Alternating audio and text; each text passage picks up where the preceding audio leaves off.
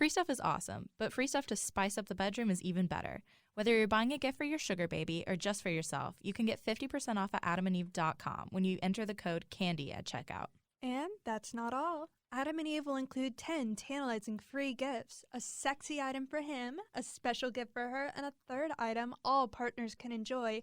Plus, you'll receive 6 free spicy movies. But the best part is the free shipping. You can get all of this at adamandeve.com using code CANDY at checkout. That's CANDY. So Shelby, what are you getting me?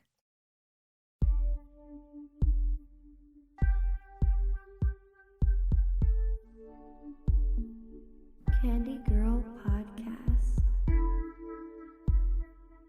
Fuck me, daddy. Hey, all you candy sluts and bubble butts. Welcome back to another episode of Candy Girl. I'm one of your hosts, Emily. I'm Shelby.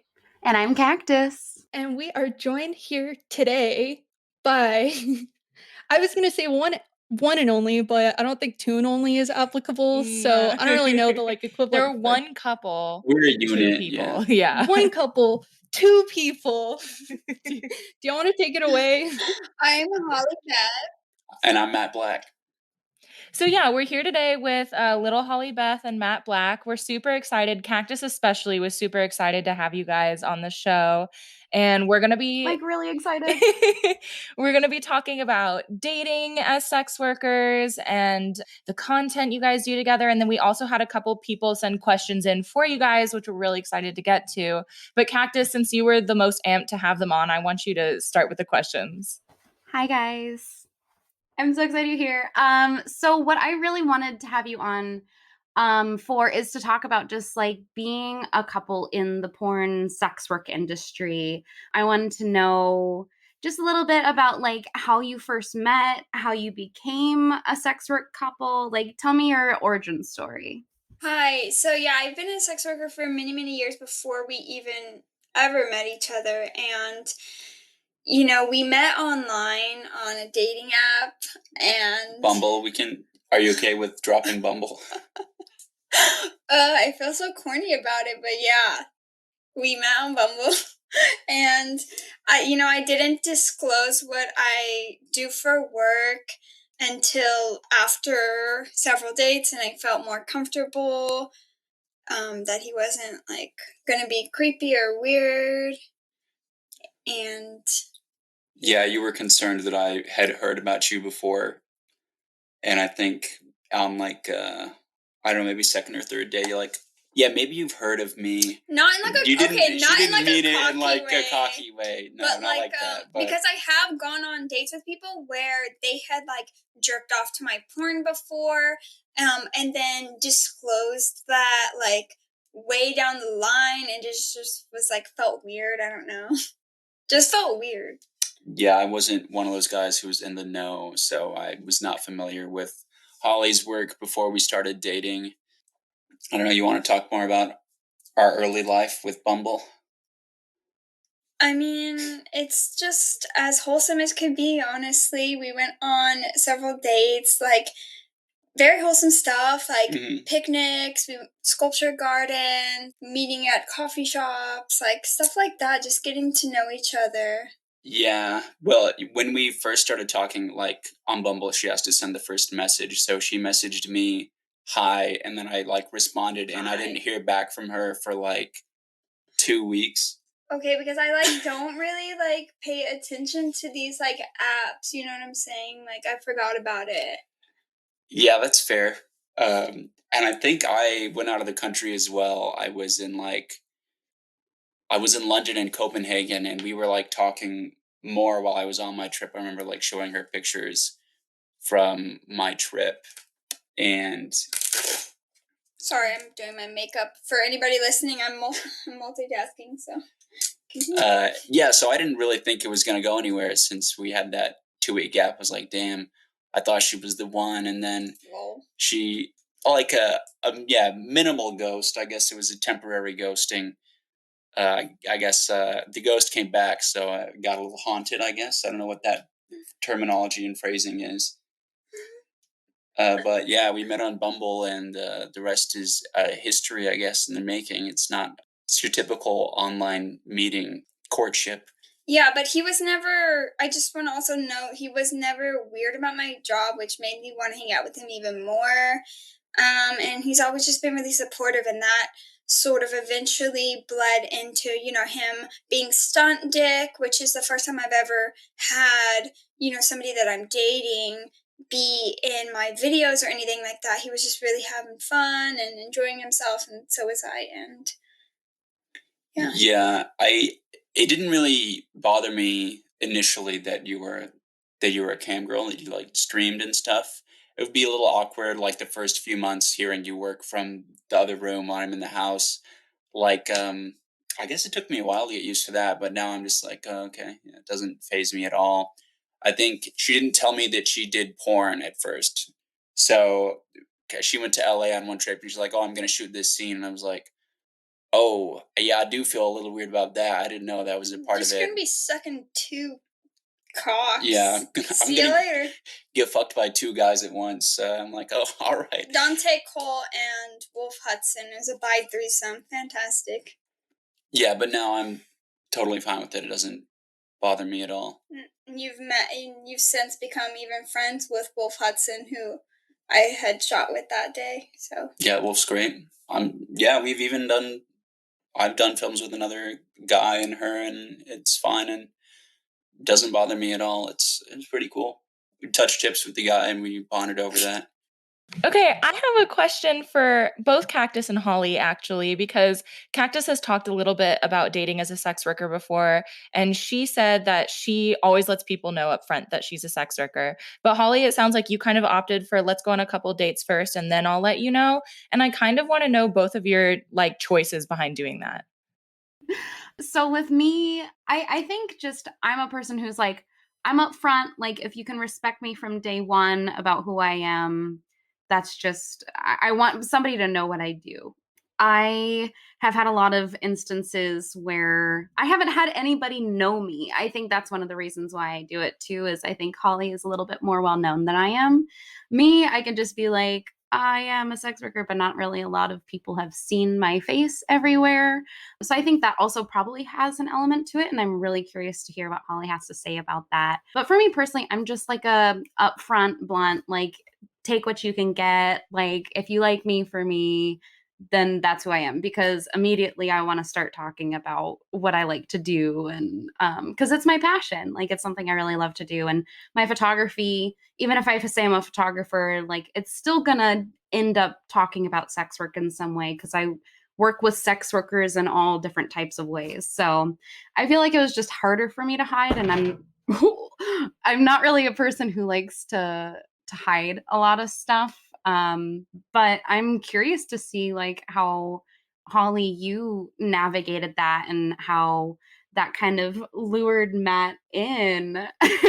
No, I definitely feel you on the being upfront part, and really wanting to be your authentic self. And if someone has a problem with that, then obviously that's their loss. So I'm a really private person, and I want people to like me for me.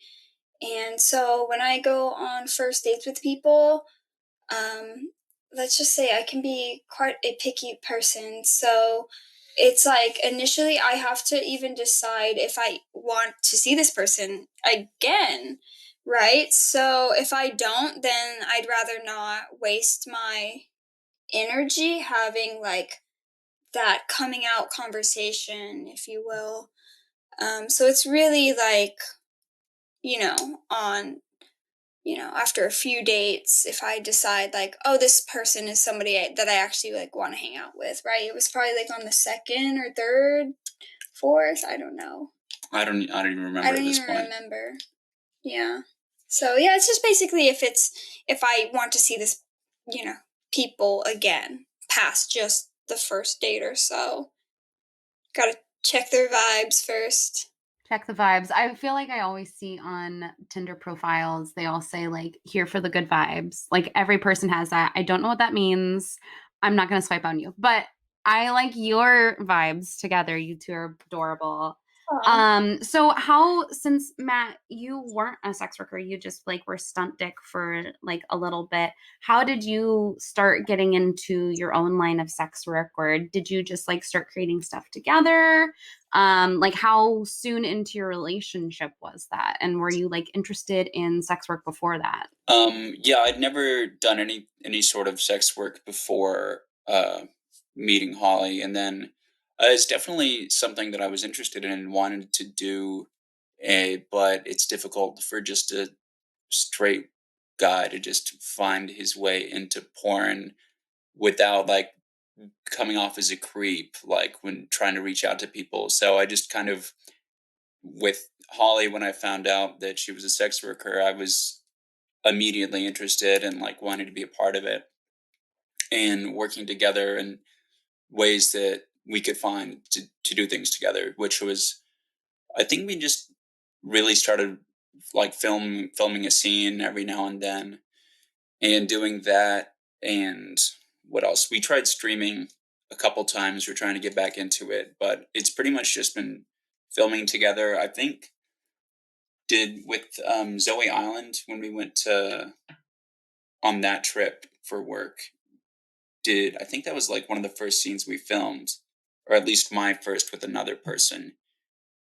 Yeah, we did his first scene with someone other than just me was a double blowjob with Zoe Island, and as we started to gain momentum with him doing scenes not just with me, that's basically when COVID hit, and it really threw a wrench into filming, and so we went back to filming with just each other, which obviously that's fine and fun, but actually since then we've kind of branched out and done things during COVID, so you get STI testing, but also COVID testing now.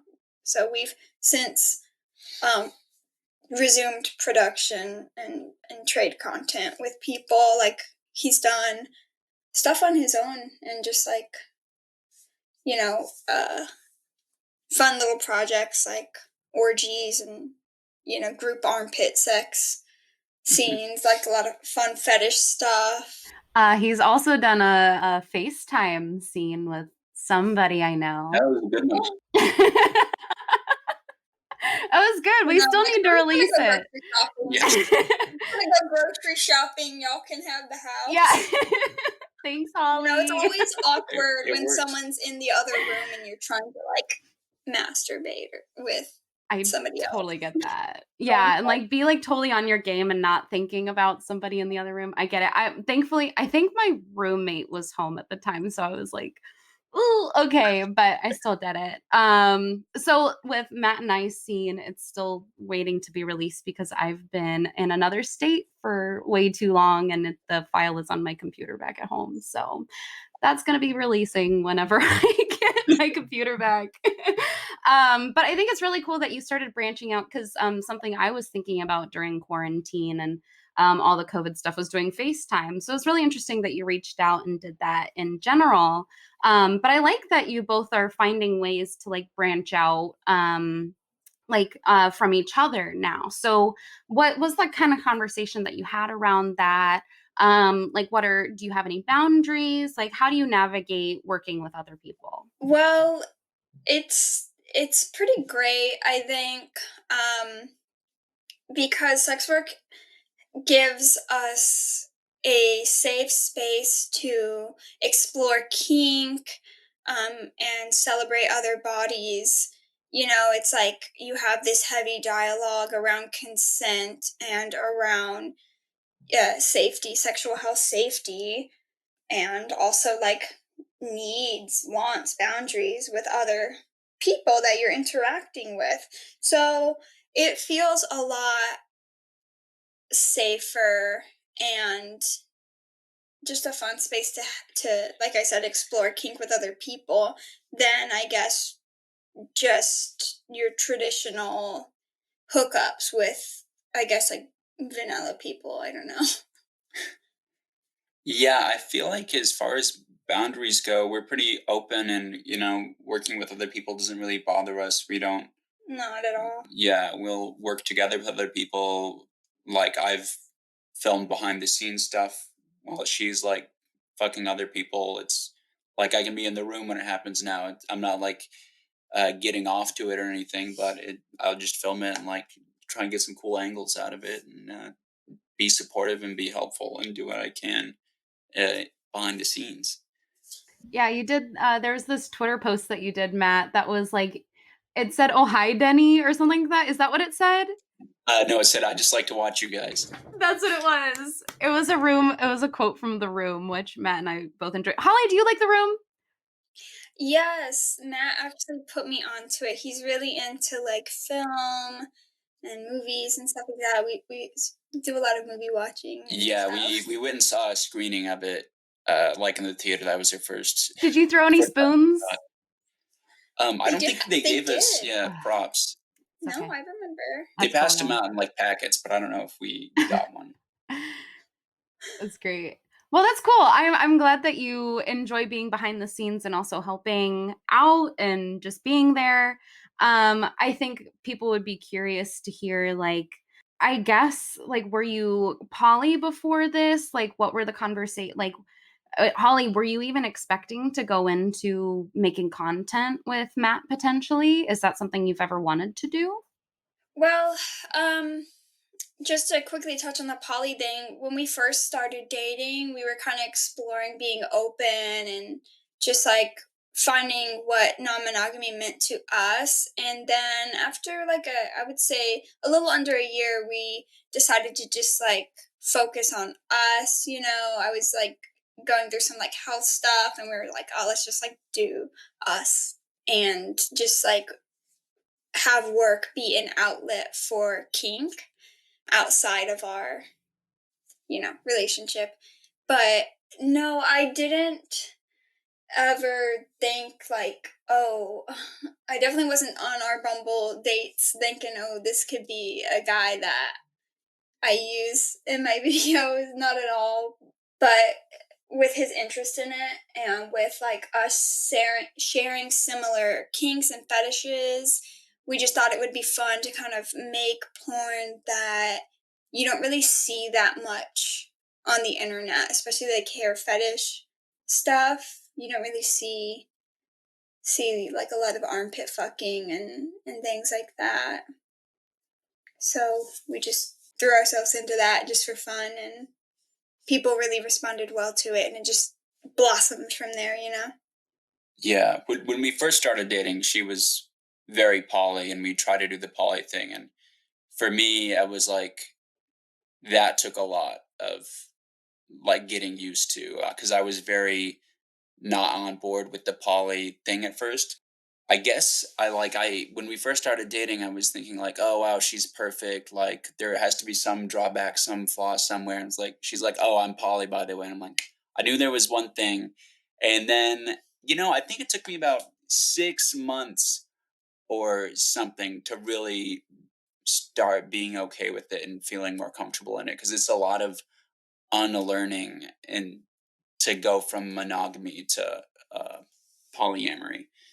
And after a while I got used to it. Same with like the sex work and everything. The sex work I came around to that a lot faster than poly, because poly is like having relationships with other people, and to me, I'm a person where like one relationship is enough like work as it is. Like when you throw other relationships into it, it's just like stressful.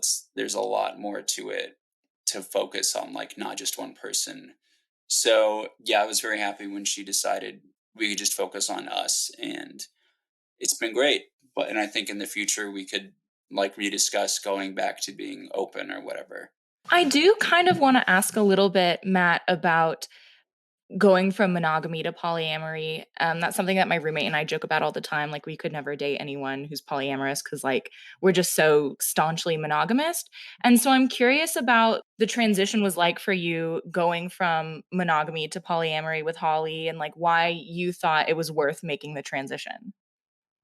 It was really difficult for me at first. Like I was trying to like be as clingy as I could to where she'd just want to be with me, not have time to spend with other people, which is pretty toxic, but and yeah, I wouldn't say that's like a great thing to do, but she likes to spend a lot of time around me in the beginning as well, and I was just trying to like jump into the poly thing and figure it out, so I was like constantly on Tinder or whatever, and it was just like draining because before that I'd be on dating apps all the time before we met, and I'd be like talking to like five different people at once, and it's like I'm not having fun doing this. Why am I like bothering with talking to all these different people? And like even at that point, I guess it's a little poly in terms of like seeing other people and trying to form relationships with other people, but you're trying to get one relationship out of it. You're not trying to focus and build multiple different relationships. So then when we started dating, I was deleted all my dating apps, and then she's like, "Oh, I'm poly, by the way." And I'm like, I guess I'll give it a whirl. And I like got back onto these dating apps for like a month or so, and I'm like, no, this isn't this isn't fun. So I was like, I'm not gonna do dating apps anymore. If I meet somebody and I like this person, then we can work through this. But I'm wasting all this time on dating apps trying to be poly when I don't need to be. I can just other relationships will form. It's not like when you become polyamorous, you're just automatically looking to have relationships with other people. You're still in one relationship that's committed, but the other relationships just kind of like any normal relationship would start.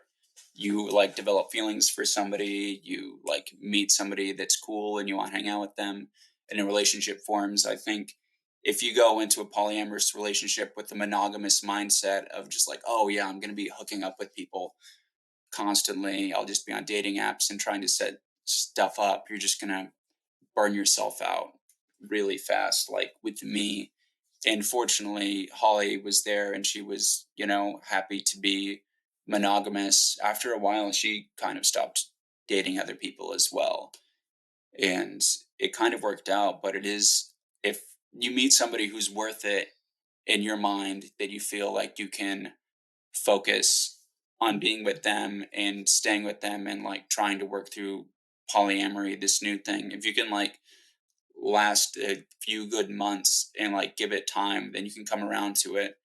But it's definitely something that's not for everybody. Even with all the unlearning, it's not for everyone. It's difficult, and uh, like I said, I would give it another try, but it does take a lot of unlearning for a monogamous person to come in and just completely forget everything that they've ever known about relationships and just try to juggle new ones at the same time.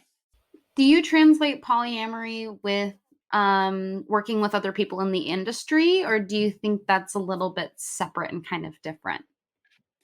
I think it's quite different. Like for me, I think polyamory, when I think of it, I think there's like you're going on dates, you're forming a relationship, you're getting to know somebody, you're bonding with them. So it's like you're not just I feel like it's kind of, it's not good terminology, but like competing with another person who wants to be in a relationship with your partner. When you're just doing sex work, it's like it's pretty much just sex with people you're attracted to and you think are cool. It's not like I'm not worried that she's gonna form a relationship with some person she fucked one time for a movie.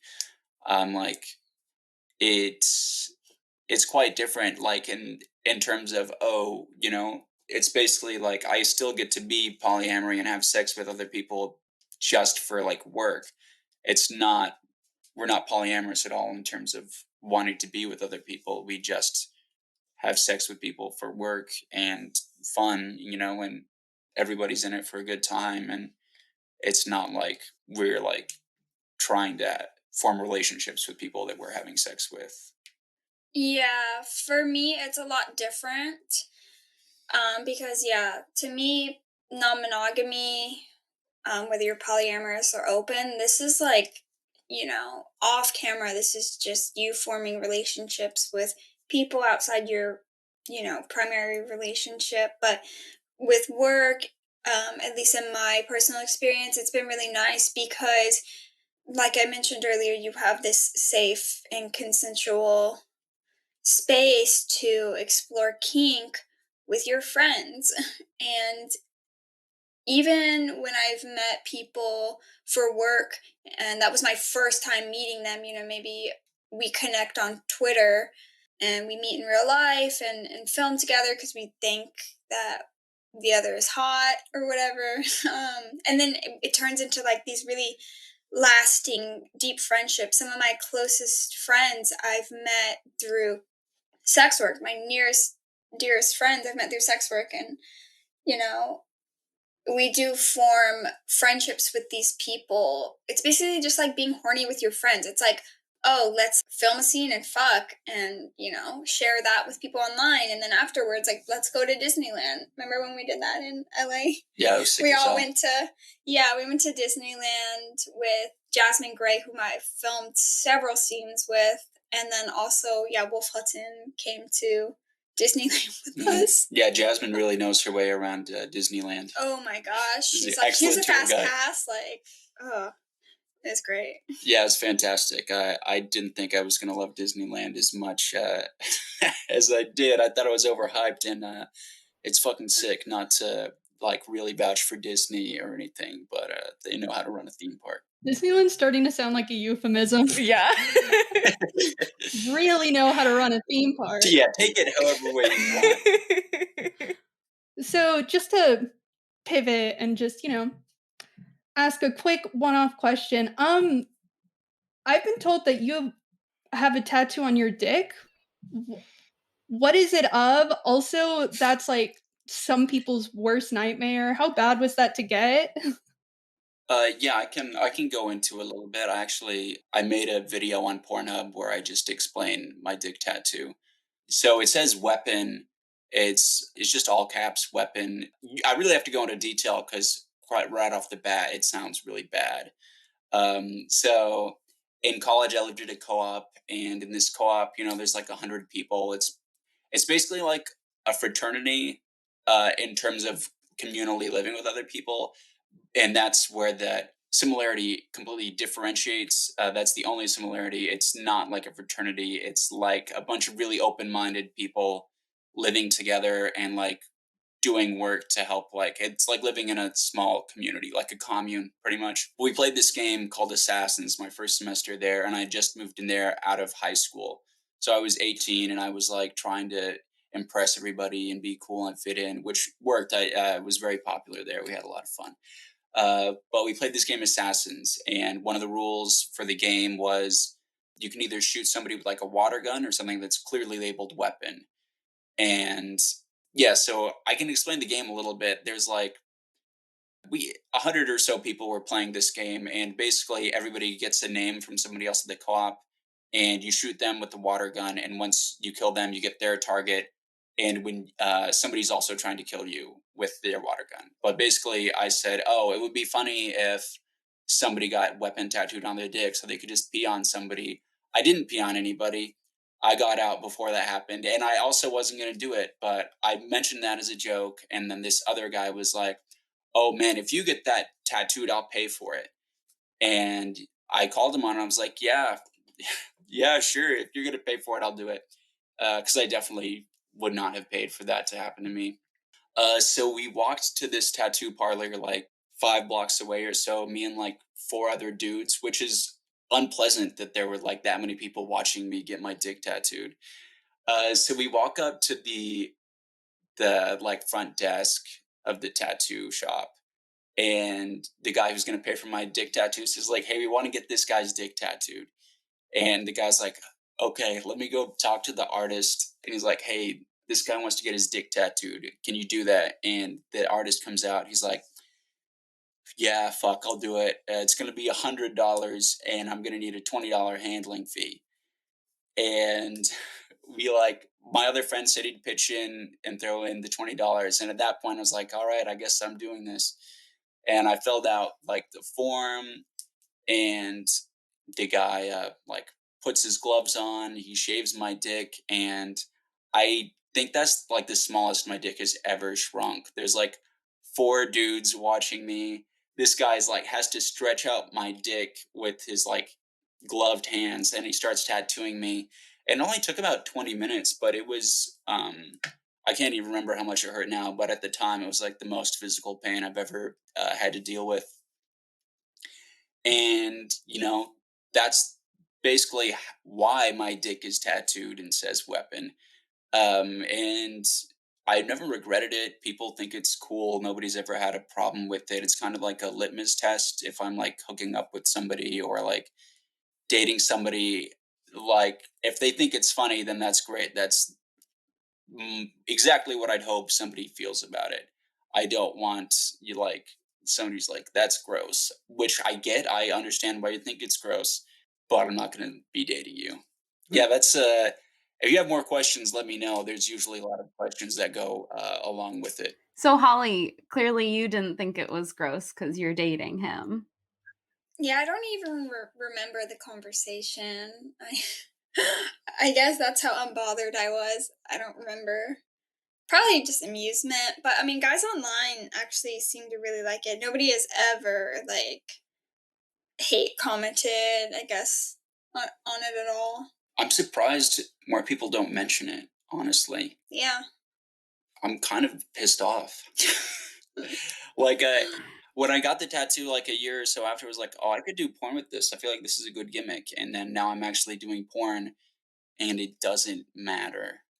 Make it matter. Make your dick matter. I should rebrand and change my porn name to weapon. Make your dick matter. It does matter. It does. You make your dick matter. Damn, that's That's what we're going to name this episode. your dick matters. Your Dick Matters is the name of this episode now. Fun. I think it looks good in thumbnails, and it looks nice. Thank you. So, what are your goals like as sex workers, as a couple and individually? I don't know which one is you're more comfortable talking about first, but I'd love to hear like different sides of like what you both want to do together and then what you want to do on your own. I'm having fun with him and I just filming, different kinks that we're into. It's been really well received, like all of the hair fetish content and things like that. I want to get better at foot jobs. I am not that flexible. And so there's like certain positions that we want to do foot job stuff with that just is physically not possible for me. So, I do my stretches every morning. Hopefully that'll happen soon. We had a lot of fun with like the different orgies that we did more recently. And then like we did like our first ever armpit sandwich with my friend Odette, who's a dominatrix. So yeah, I guess just like doing more of what we're doing, just better quality content, just better quality production. Although there's always a soft spot in my heart for, true amateur, just filmed on a cell phone in the moment. And for me personally, I have been having a lot of fun with, I don't want to say cosplay because I'm not necessarily being anyone in particular, but just like having fun with it. Like I did like a night elf inspired one. I play a lot of World of Warcraft, so I did like, it just had fun dressing up like my interpretation of a night elf, and I did a vampire look with like these freaky contacts and fangs that was really well received. Just dressing up, having fun with it.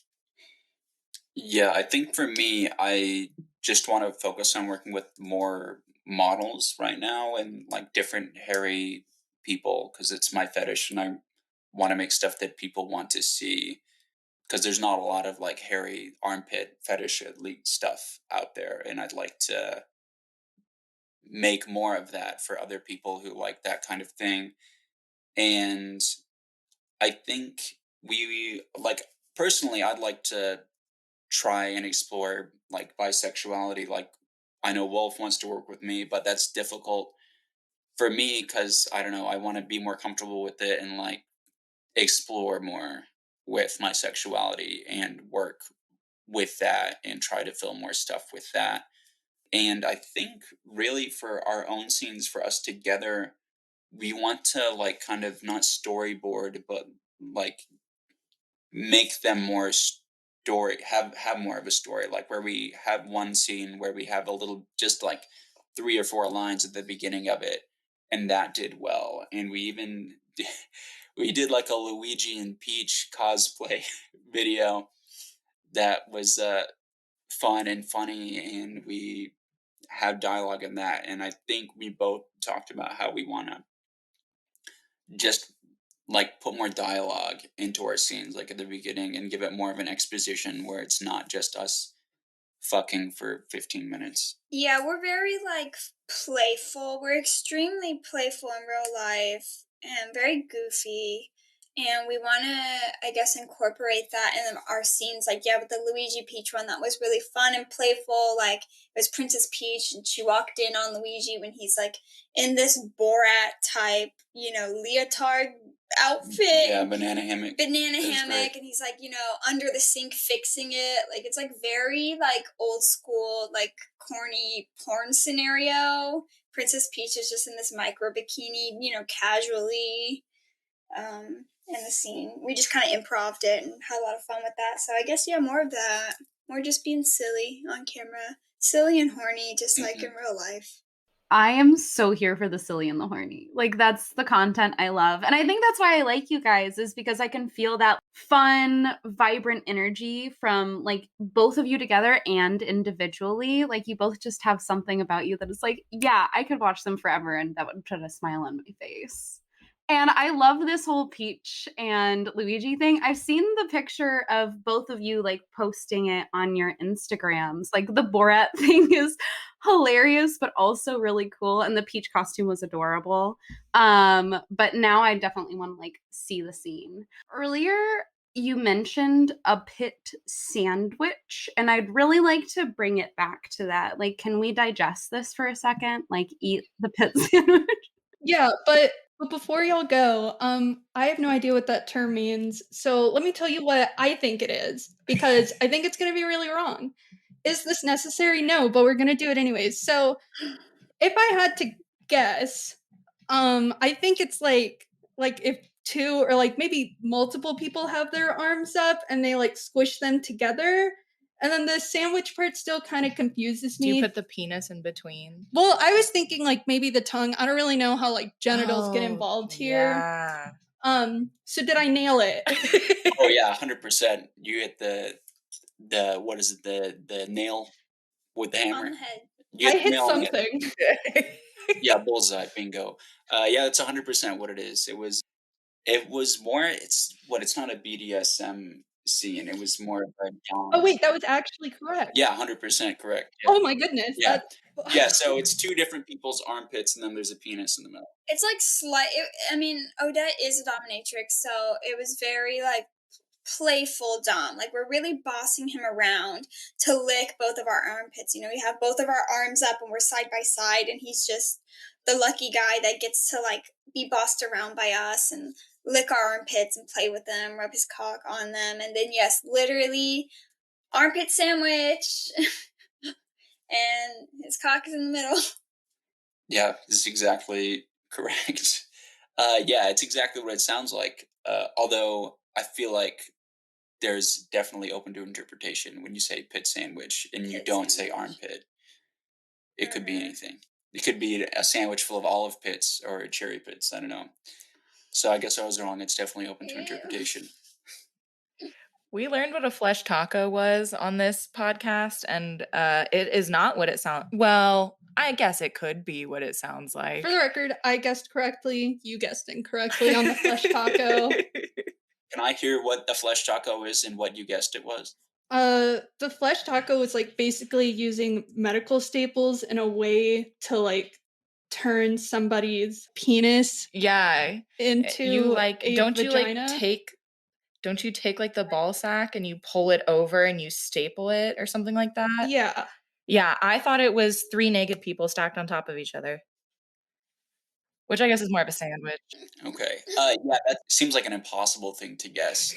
I think you'd have to never know to really or have a very inventive mind I'll be like, oh yeah, totally. If I just took my ball sack and lifted it over my penis and I made a taco out of it, easy. Yeah, the staples are definitely what threw me off. That I did not see coming. I want to ask some questions that listeners have sent into us. They want some advice from you guys. So a question that we got was, my partner wants to be in my content. I don't know if that's a good idea. Help. Do you guys have any advice for somebody who might be in that position? Yeah, I've definitely dated people and since split from that partnership and been like, dang, I'm glad that I didn't film with them because then I would just have to deal with questions from people online, and have to stare at their dick if, it's on my computer screen and it makes a sale or whatever. But also, I will say, for me personally, I just knew that it was the right decision to make. So even no matter what happens in the future, I just felt like Matt was worthy. I don't know how else to put it.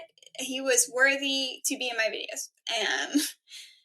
And we just share a lot of sexual chemistry and a lot of the same kinks, and we just have so much fun exploring these things and sharing them online.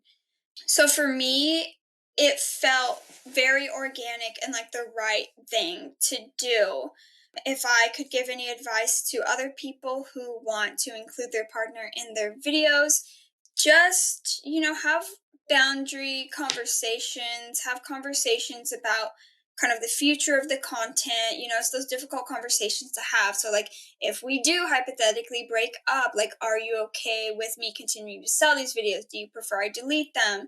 And you need to have your partner actually sign, papers, because even though it is a close relationship, a very personal relationship that you have with your partner, obviously, these are still legal things that need to be signed and agreed upon, like model release forms and those sorts of things.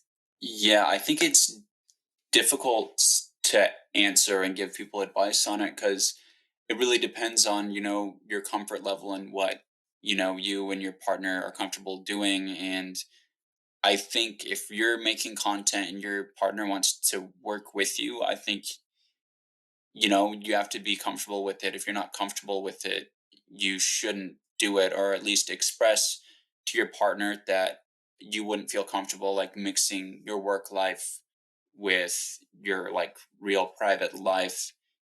And hopefully if you tell your partner you're uncomfortable with it, they will understand and be like, okay, yeah, if you're not comfortable, it's totally fine, we don't need to do this. But we have a lot of fun with it, and I think that it's worth giving it a try, whether your partner's face is in it or not, whatever they're comfortable with. I think you can start off small and like maybe do like just like a pay to view on OnlyFans with your partner in it, where it's not going to be like a huge release like on Pornhub for everybody to see, and you can just kind of feel it out and see how you like it. And if it works for you and it works for your partner and you're both having fun with it, then you know give it a shot. It could be worth it. You might both enjoy it. You might both make more money doing boy girl stuff.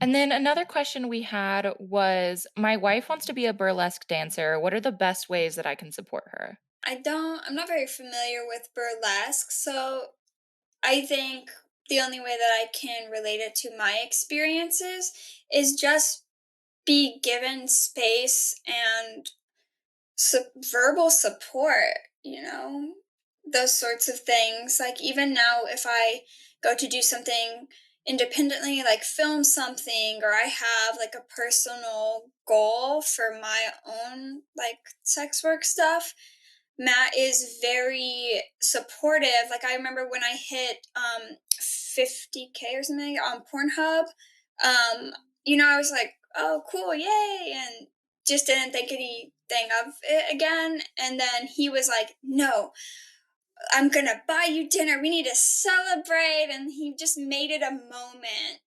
So I think that if your partner can just make a moment out of celebrating you, whatever achievement outfits you make, even if it's like your first show, or like even if it's you applying to a burlesque dance team and they accept you or not, just celebrate that. That's awesome. And you can just be very present with her if she wants to shop for outfits. I know a lot of burlesque people that make their own outfits as well. Like buying her things that she can sort of do that as well. Buy her cute outfits. There's a lot you can do. Yeah, I think as a supportive partner, I feel like, you doesn't matter what they're doing, you just be supportive. And I don't know exactly what the difference would be, like if your partner was burlesque or if they wanted to go back to school or blah blah blah, so on and so forth. You just be supportive and you want to be there for them. And if they need your advice or if they want you to be involved more, you be more involved. You can go see their burlesque shows. Yeah, I think that is the easiest way to be supportive.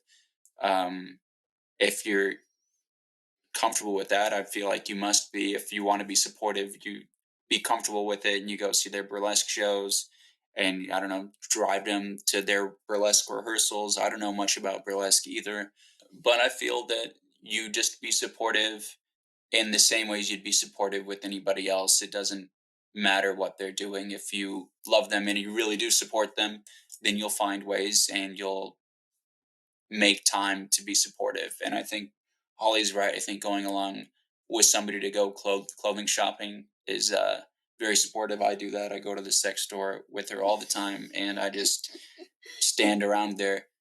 And I think that's a great way for somebody to be just supportive of your partner. So, just really quick, because we have, one more important question to get to. How long have y'all been dating? Just under 2 years, but it really feels like I don't know, because of the pandemic and like we live together, it feels like a lot longer. Like we've been through so much together, and we everything we've been through has always brought us closer together, and it just I don't know. Yeah, we basically moved in together within a month of seeing each other. Let me clarify that. I was working at a bakery, so I had to be at work at 5 a.m. And I just moved into a new place with my roommates, and they are very loud. So I could never sleep there. So I'd always sleep here on work nights. And Yeah, because I have like a place to myself, yeah, and it's we like were quiet. constantly with each other. So to some people, I don't know, like you date somebody, you see them maybe once a week, a couple times a week. We were seeing each other every day We're obsessed with each other. for like the first year, and then COVID happened, and then we really were together every single day. So it's 2 years that have felt like a lot longer. Yeah, I know the pandemic can either like make or break a lot of couples, but we are honestly happier than ever. We are obsessed with each other and we have a lot of fun. Every day is so much fun. It's like having a sleepover every day. Thanks, guys. Cactus, I know you had one last question you wanted to ask before we wrapped up. Yeah. So I think this could be a quick question or it could be a longer question, but we should probably keep it quicker just because we're wrapping up. I wanted to know what the pros and cons are of dating as a sex worker and dating at like your couple as sex workers. Like does it come into your personal life? Like how do you create boundaries? Like what are the pros and cons of that? Gosh, I can't think of any cons. It's just really brought so much joy and fun into our lives. We have so much freedom and flexibility and heavy communication, and just like we don't do anything if it feels weird or off. We have a great time. So I honestly can't think of any cons. I guess we get tested frequently when we're going to shoot, and I hate shots, so I guess that's one con. I hate getting shots. I am baby. But the pros, like I said, it's just so many. shots. Yeah, getting tested frequently, I guess, is a big pro that you wouldn't think about. I had never really gotten. No, it's a pro. It can be a pro and a con at the same time. But knowing your sexual health like as often as we do, I think is a pro. I guess if you don't like shots, then it's a con. I don't really have a problem with the shot aspect.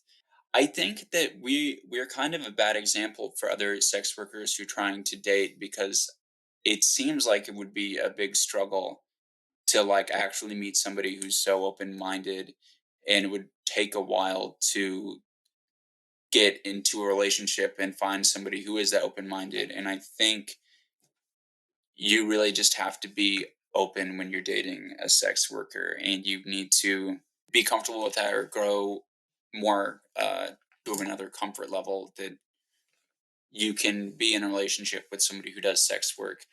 I I think the pros are, obviously we're making money together, and that's great. Money's cool and stuff. We get to meet other people. We travel a lot to film with other performers, and we love traveling. We travel.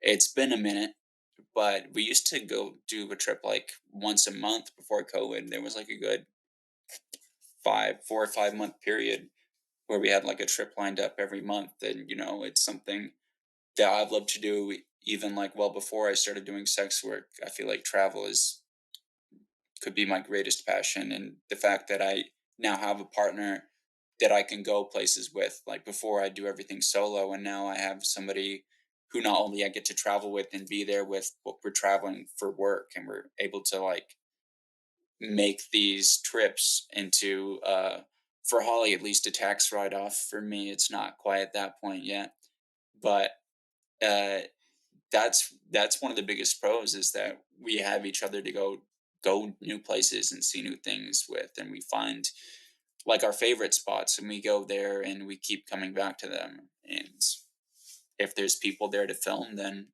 we can get work done as well. Yeah, that is like probably my favorite pro, is being able to travel together and meet up with other sex workers to make hot content with, or just meet new people through sex work, make hot content with them, and then hopefully make lasting friendships with these people. And it's great. We love making friends. That was such a wholesome way to end the episode. Thank you so much for being on. Yeah, thank you so much for having us. Thank you. It was fun. Where can our listeners find your content? I'm on OnlyFans. Is it honestly? I think it's Matt Black, or my OnlyFans is Matt Black, and my Twitter is it's Matt Black. There's just an ITS in front of it, and I have many vids as well that can be found at it's Matt Black. And you have more stuff to plug, so I'll let you plug. I don't know why you let me go first. I'm pretty simple though. My handle is Little Holly Beth on every single platform. So OnlyFans, MiniVids, Pornhub, Twitter, Instagram, all that good stuff. So yeah. Well, make sure you guys check out their content and their social medias if you want to get more of them. You guys are adorable. It was fun watching you do your makeup, and now it's full face complete. We got it done through the whole interview. Gorgeous, stunning. You can find us on our website, candygirlpodcast.com, or on Instagram at candygirlpodcast, or Twitter at candygirlpod. And we will be hearing from you guys later in the future. Bye, Thanks, guys. y'all. Stay sweet.